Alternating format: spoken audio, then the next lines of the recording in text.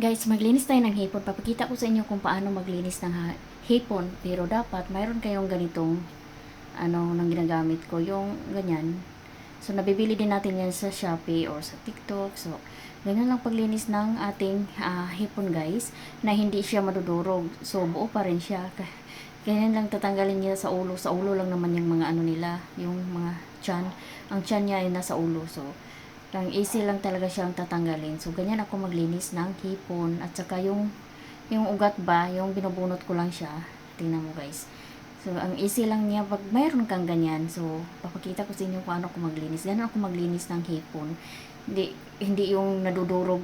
Dati kasi tinatanggal ko talaga lahat ng ulo, sayang naman. So buo pa rin siya pag ganun ang paglinis ng ating hipon.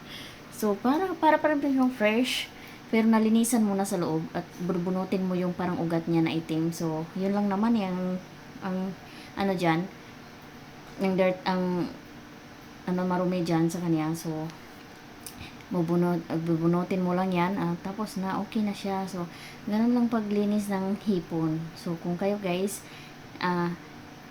paano ba kayo sa inyong hipon? Pag mahipon kayo, paano ba kayo naglilinis sa inyong hipon? So maybe hindi nyo na lang linisan ng ganun, no? Diretso lang luto kasi